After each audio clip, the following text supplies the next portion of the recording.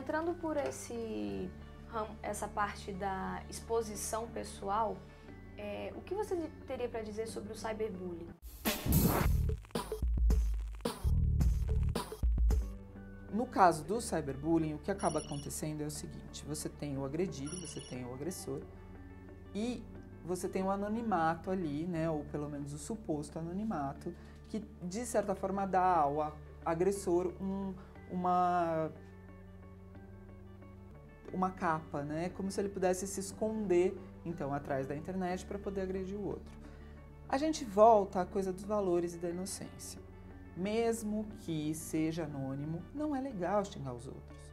Então, quando você está ensinando seu filho, ok, filho, não é legal xingar os outros, não é legal xingar os outros na rua, e também não é legal xingar os outros na internet.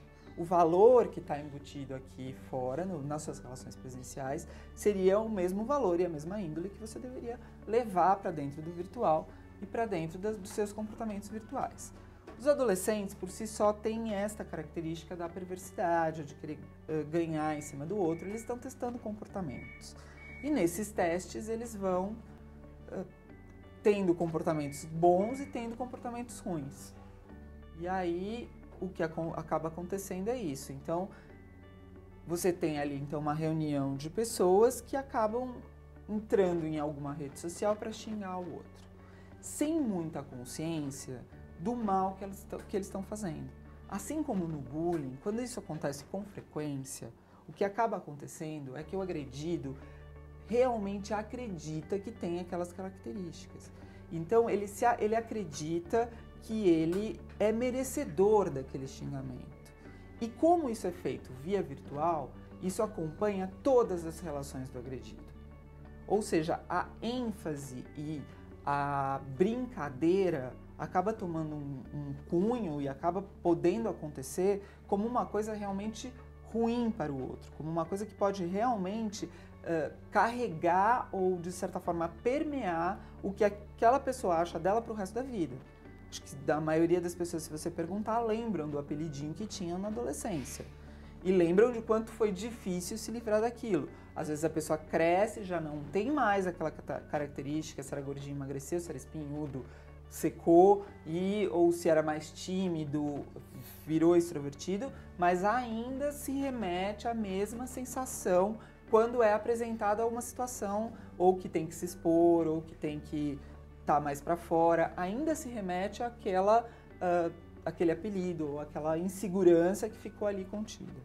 Ou seja, xingar pela internet é muito devastador para o agredido. Se o agredido não consegue se livrar disso, ou seja, se o agredido não consegue pedir ajuda, não consegue dizer ou não consegue arranjar outras relações onde aquele apelido não seja tão importante, ele vai provavelmente carregar aquilo como marca para o resto da vida. E o que a gente tem visto são os agressores sem muita noção disso, sem muita, numa inocência de que, não, era só uma brincadeira. Era uma brincadeira de mau gosto. Porque você tem na internet o que eles chamam de trollagem, é muito normal, que é essa brincadeira mesmo do fazer de bobo, né? Tipo, várias pessoas, elas mesmas se expõem na internet com essa coisa meio para fazer todo mundo rir. Então, como existe a trollagem, existe um limite muito tênue entre o que seria o bullying, né, o cyberbullying, e a brincadeira de mau gosto. Ou seja, o que diferencia isso?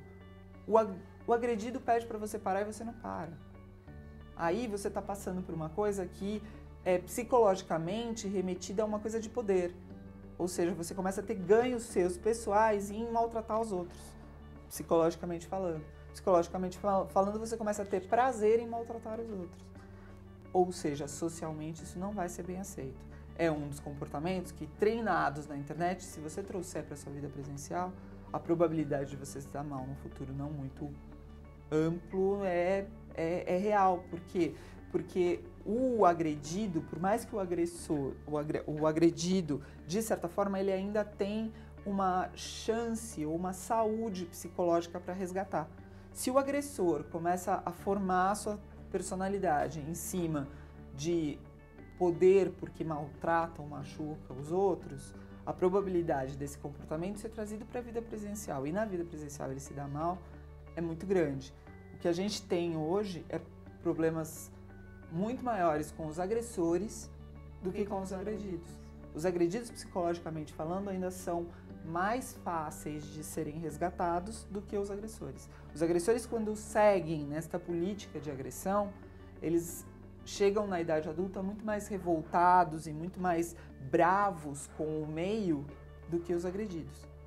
Porque eles criam, então, esta personalidade em cima de ser aquele chefe que berra com todo mundo, aquele chefe que vai humilhar o funcionário, aquele que hoje em dia, pelo menos nas grandes empresas, já se sabe, não é uma característica boa, ou pelo menos que você procure num funcionário ou em alguém desse tipo.